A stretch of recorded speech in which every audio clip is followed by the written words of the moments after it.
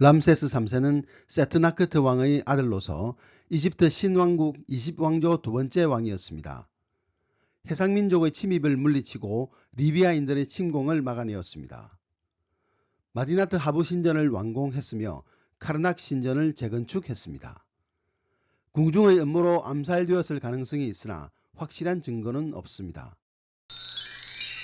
안녕하세요. 역사산책 자팍다식 채널입니다. 오늘은 파라오 중의 파라오 람세스 3세 해상민족을 물리친 왕이라는 제목의 영상 보내드리겠습니다. 구독과 좋아요 부탁드립니다. 감사합니다. 고대 이집트는 고왕국, 중왕국, 신왕국의 세 시대로 구분되곤 합니다. 그중 고대 이집트 신왕국 후반기, 즉 제19, 20왕조가 있던 시기는 람세스 시대로 대부분의 파라오가 람세스라는 이름을 가지고 있었습니다. 이 중 특히 주목할 만한 인물은 바로 람세스 3세입니다. 람세스 3세는 20왕조의 두 번째 왕으로 이집트에서 큰 권력을 휘두른 마지막 왕이었습니다. 그는 세트나크트 왕의 아들로서 기원전 1186년부터 기원전 1155년까지 통치했습니다. 람세스 3세가 등극할 당시 이웃 그리스는 암흑기로서 정치적 혼란을 겪고 있었고 이집트는 지속적으로 외부 침입자들의 공격을 받고 있었습니다. 특히 해상민족과 리비아인들의 공격이 심각했으며 이후 20왕조가 무너지는 원인이 되는 경제적 어려움과 내란도 격화되고 있었습니다.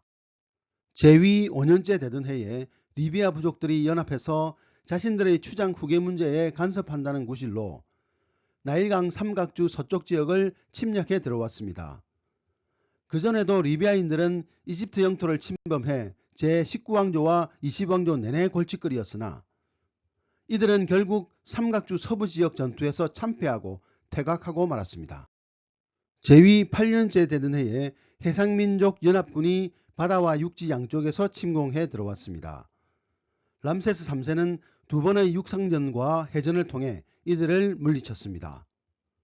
이집트인들은 바다에서는 약체로 유명했으나 람세스 3세는 해안을 따라 사수들을 배치하고 나일 강변으로 다가오는 적함을 향해 계속 화살을 쏘게 했습니다.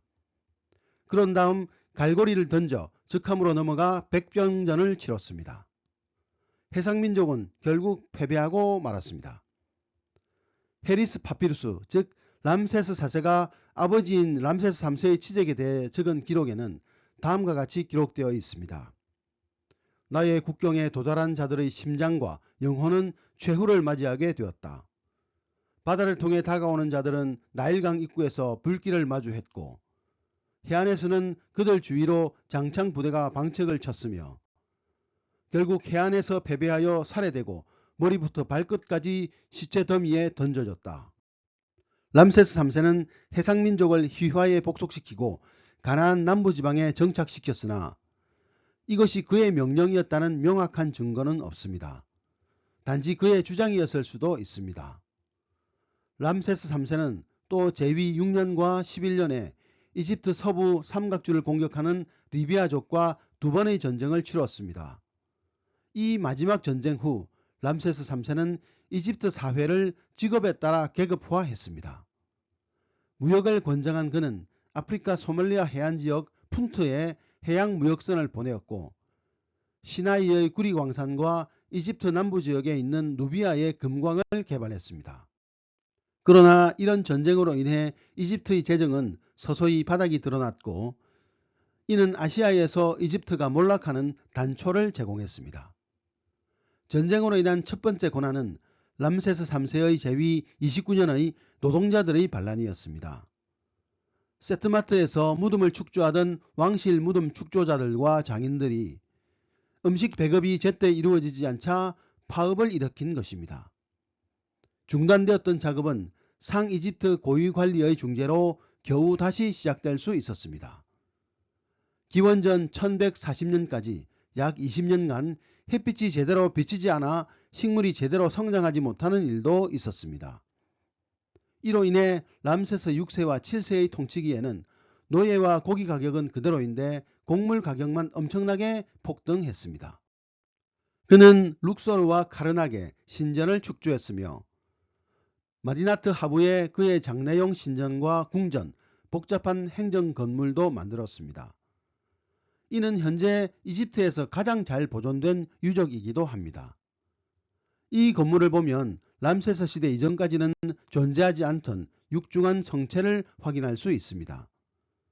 이것은 당시 외부 세력의 침입이 얼마나 빈번했는지를 증명해 줍니다. 마디나트 하부 신전 벽에는 해상민족과의 육상 및 해상 전투 장면이 묘사되어 있습니다. 람세스 3세 시절의 파피루스 기록에는 마디나트 하부에서 벌어진 축제 기간에 그의 목숨을 위협하는 음모가 있었다고 나와 있습니다. 그의 두 아내 중 하나인 테이가 자신의 아들의 왕위 계승 수열이 밀리자 왕을 암살할 음모를 꾸몄습니다. 이 음모는 결국 실패하여 관련자들은 재판정에 서게 되었습니다. 이 음모에는 많은 사람들이 연루되어 있었습니다. 주모자 테이와 아들 펜타웰레, 람세스의 왕실 담당자 페베카멘, 7명의 왕실 하인과 2명의 국고 담당자, 병사 2명, 왕가의 친척 2명과 전령관 1명이었습니다.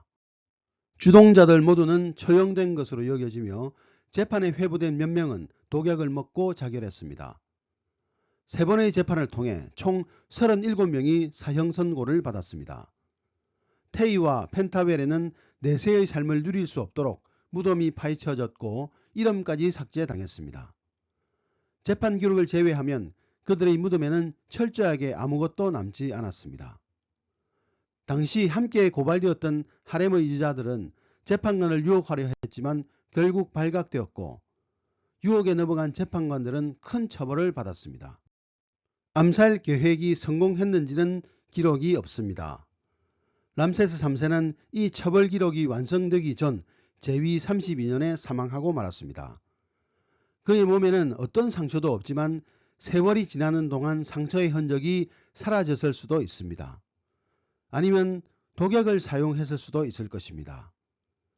람세스 3세의 미라는 내세의 삶에서 뱀의 공격을 막아주는 목걸이를 걸고 있습니다.